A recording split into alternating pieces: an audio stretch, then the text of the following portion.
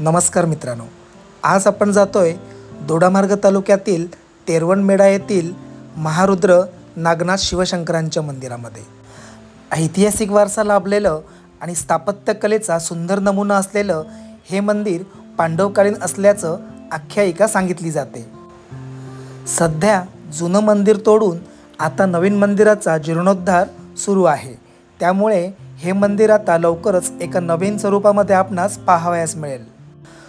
पण सगळ्यात महत्त्वाची गोष्ट अशी की मंदिराच्या गर्भगृहामधील जो घुमट आहे तो जसाच्या तसाच आहे, कारण तो घुमट बदलण्यासाठी या मंदिराच्या देवस्थानाची किंवा या मंदिराच्या देवाची अनुमती नाही। जसे आम्ही मंदिरात पोचलो तसं पावसाने आमचं स्वागतच केलं। हे मंदिर सुंदर अशा हिरवळीने नटलेल्या आंब्या काजूच्या झाडांमध्ये वसलेलं आहे। हे मंदिर जागृत असून लांबून लांबून भाविक या मंदिराच्या दर्शनासाठी येतात आणि वार्षिक महाशिवरात्री दिवशी या ठिकाणी प्रचंड मोठा उत्सव साजरा होतो। हे प्रचंड मोठं शिवलिंग स्वयंभू आहे आणि याची उंची 2 फूट आणि घेरा 2.5 फूट आहे। सगळ्यात महत्त्वाचं म्हणजे ह्या शिवलिंगावरती हजारो घागरी पाणी जरी ओतल्या तरी त्या जमिनीच्या खाली विरून जातात।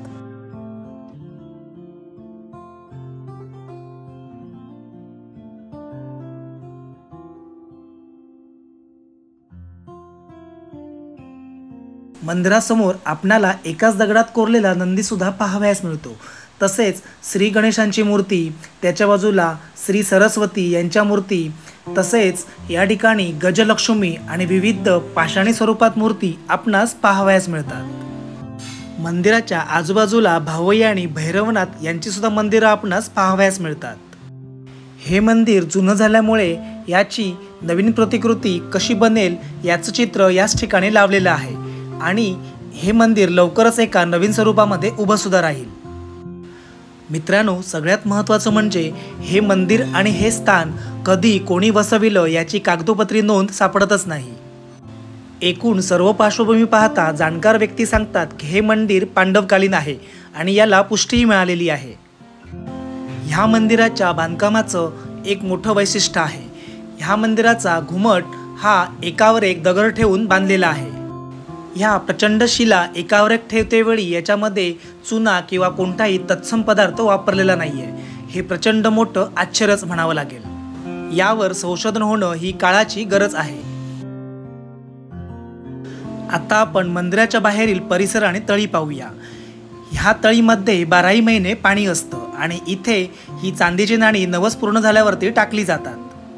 ह्या छोट्या तळीच्या बाजूला एक प्रचंड मोठं कुंड आपणास पाहावयास मिळतं आणि ह्या कुंडामध्ये जो काळ्या रंगाचा दगड दिसतोय तो पांडवांनी टाकलेला नंदी आहे अशी आख्यायिका सांगितली जाते। मित्रांनो, सगळ्यात महत्त्वाचं म्हणजे ही जी तळी दिसते आहे या तळीमध्ये ज्या लेवलला पाणी आहे त्याच लेवलला 12ही महिने पाणी असतं। म्हणजे प्रचंड मोठा कितीही पाऊस पडला तरी ह्या पाण्याचे लेवल कधीही वाढत नाही।